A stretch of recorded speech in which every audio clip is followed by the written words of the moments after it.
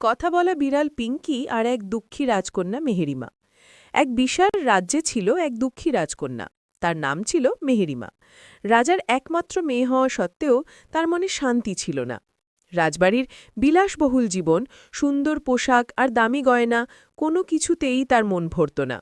তার দুঃখের কারণ ছিল এক অদৃশ্য বন্ধন। তাকে এমন এক নিষ্ঠুর আর অহংকারী যুবরাজের সাথে বিয়ে দেওয়া হবে যাকে সে একটুও পছন্দ করত না।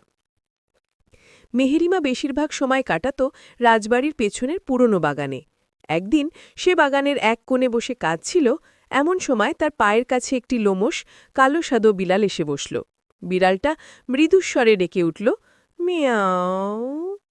মেহেরিমা চোখের জল মুছে বিড়ালটির দিকে তাকাল। কি হয়েছে তোমার, সুন্দর পুসি?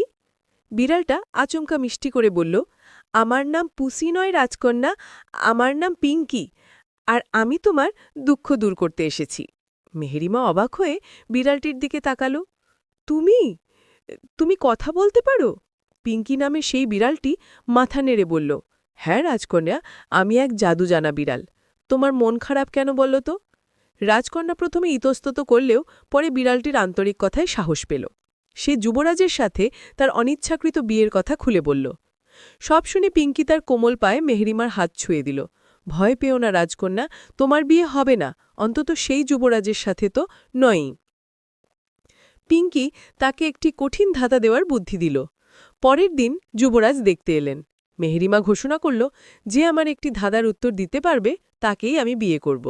মেহেরিমা বলল, আমার এমন একটি বন্ধু আছে, সে দেখেও না, শোনেও না, তবুও সে মন পড়তে পারে আর সব গোপন কথা জানে। সে কে?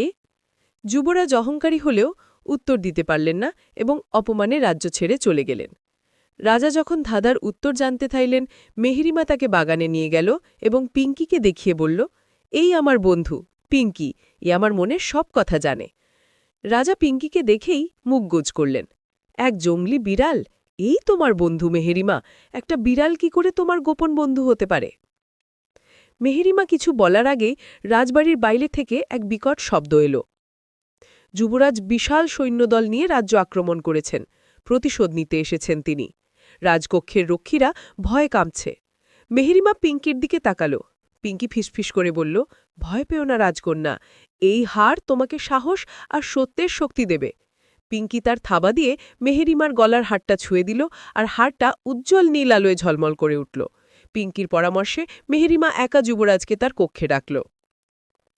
যুবরাজ সদর্পে কক্ষে ঢুকল। মেহেরিমা তখন পিঙ্কির জাদু করা হারটি ধরে যুবরাজের দিকে তাকাল। হারটি থেকে তীব্র নীল আলো বিচ্ছুরিত হল, যা যুবরাজের ওপর পড়তেই তার অহংকারী চেহারা পাল্টে গেল। তার রাজকীয় পোশাক ছিঁড়ে গিয়ে সে এক কুৎসিত লোভী ব্যাঙ মানুষের রূপ ধারণ করল। আসলে এই যুবরাজ ছিল এক দুষ্টু জাদুকর, যে ছলনা করে রাজ্যের ক্ষমতা দখল করতে এসেছিল।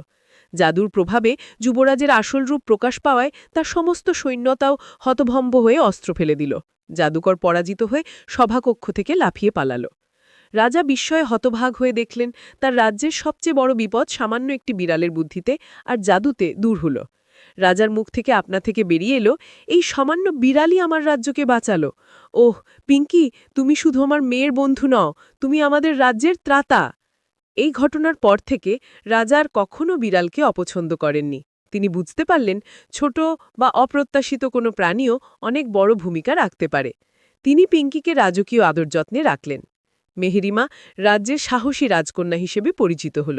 আর সে দুঃখী ছিল না। পিঙ্কি ছিল তার বিশ্বস্ত বন্ধু, যে মনের কথা জানত এবং প্রয়োজনে জাদু দিয়ে সাহায্য করত। তারা একসাথে সুখে শান্তিতে দিন কাটাতে লাগল।